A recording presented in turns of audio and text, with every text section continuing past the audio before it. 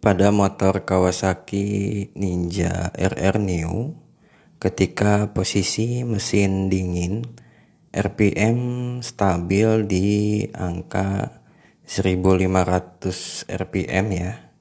Kemudian pada saat mesin mulai panas sedikit, RPM-nya naik sampai dengan 3000 sampai 4000 RPM. Atau bisa dikatakan RPM-nya teriak ya. Kira-kira apa penyebabnya? Ya, saya ambil dari yang paling luar ya. Spare part-nya yaitu saya membeli sebuah tabung RIS ya. Sebelum suspek ke spare part yang lebih dalam lagi. Oke, simak selengkapnya di Papa Ninja.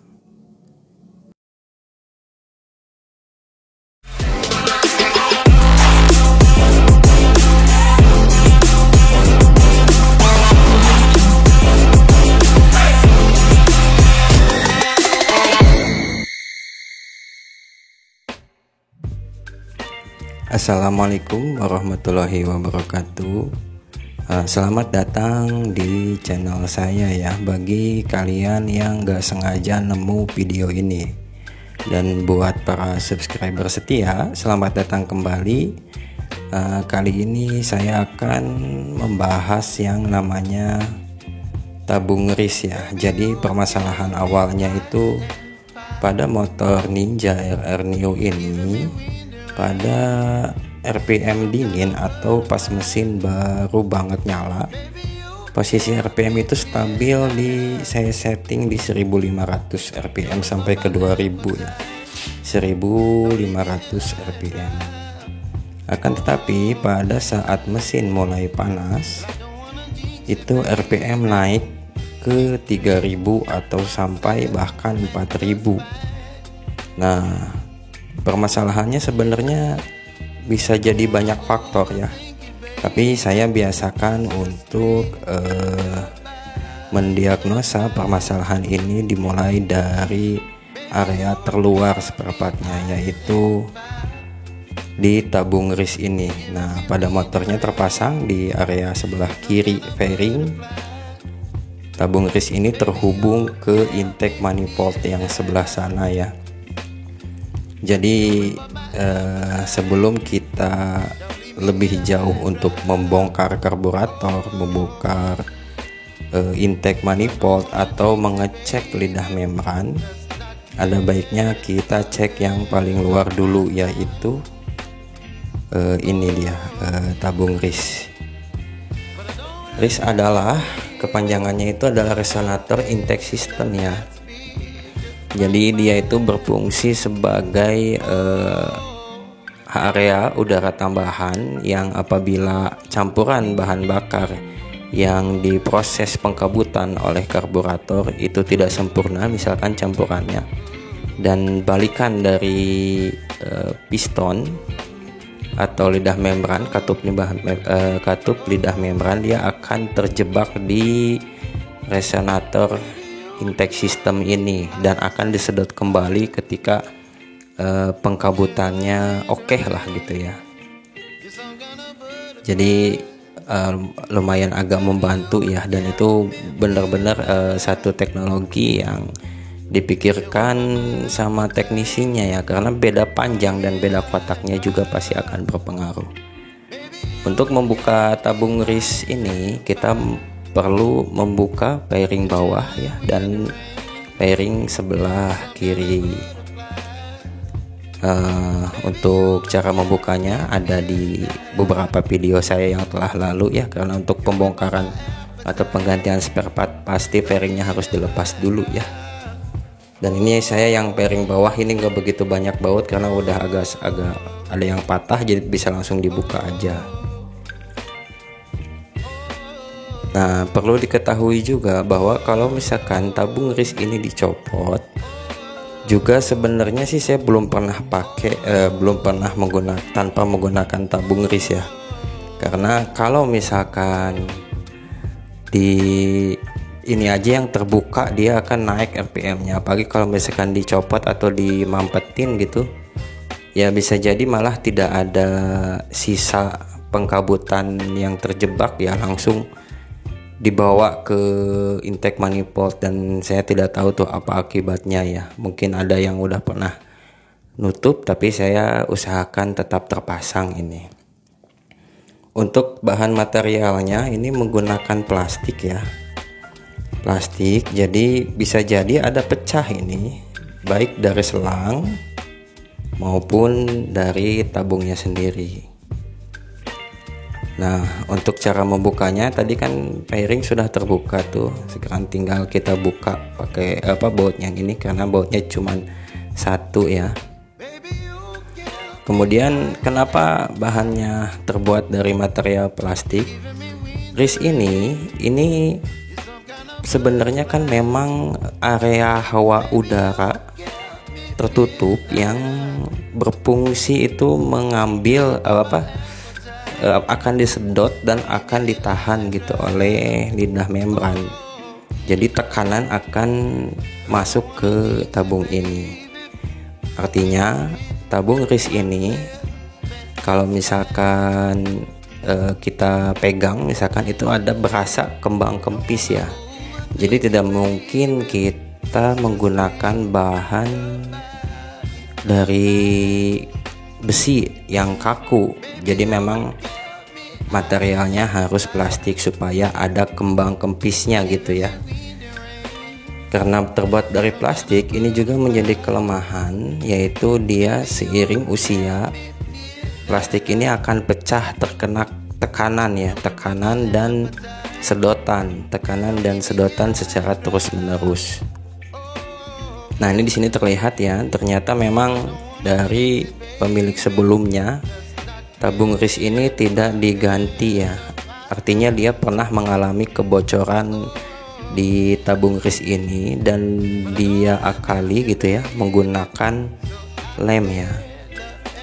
Kalau misalkan menggunakan lem ini sebenarnya bisa saja untuk sementara waktu, akan tetapi yang namanya lem ini kan hanya solusi sementara.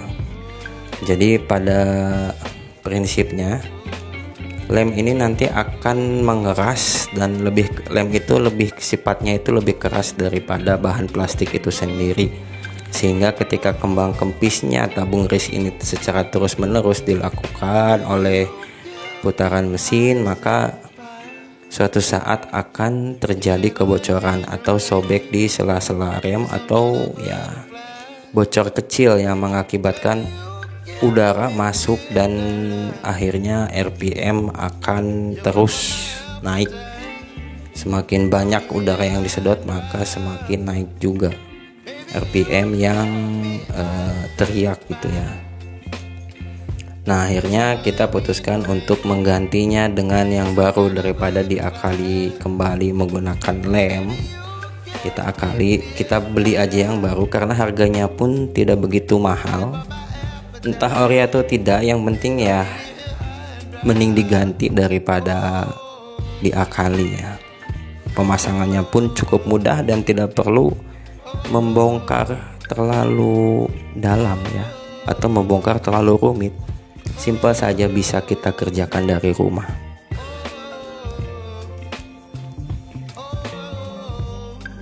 Yang menjadi heran itu kenapa tabung wrist ini sangat berpengaruh ya. Ternyata memang campuran bahan bakar yang terdapat pada karburator ini belum tentu semuanya terkabut sempurna, sehingga sisa-sisa kalau misalkan kita buka ini tabungnya, itu ada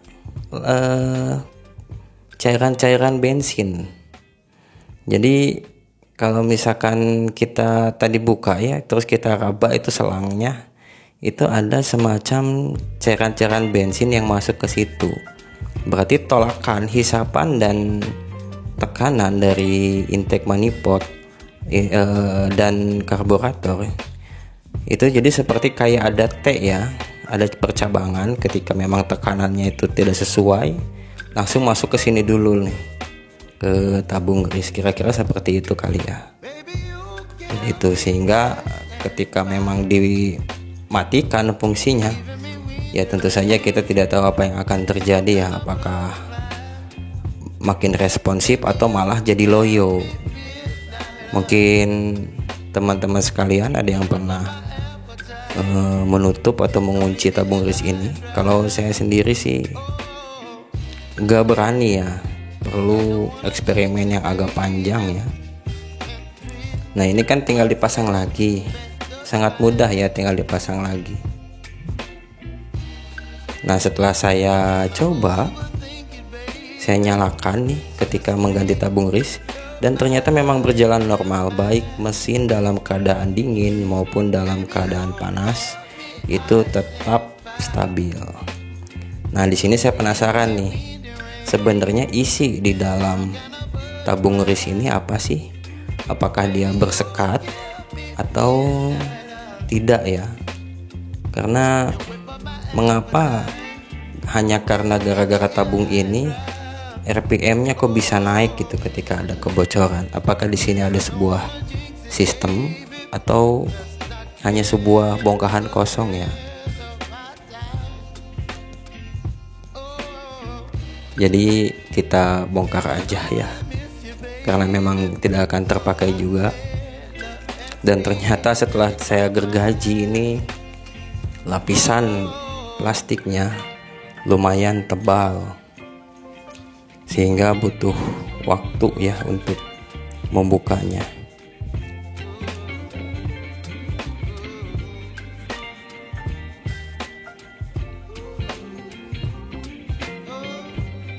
Nah setelah beberapa lama saya bongkar, ternyata isi di dalamnya itu tidak ada apa-apa ya. Ini memang beneran tabung aja, beneran sebuah tempat resonansi ya, bener-bener resonator intake system, tidak ada apa-apa lagi di dalamnya.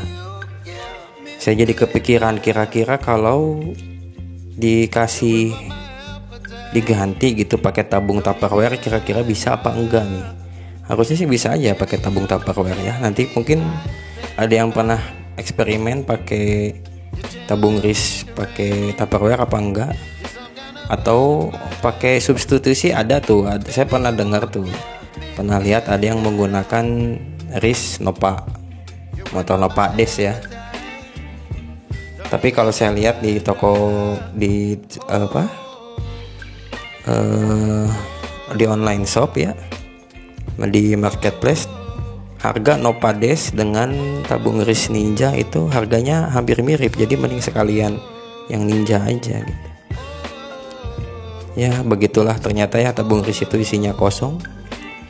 Dan ya sudah segitu aja. Jadi kalau misalkan kalian menghadapi RPM-nya naik sendiri pada saat mesin panas tapi mesin dingin idle, itu sudah saya pastikan permasalahannya ada pada tabung RIS.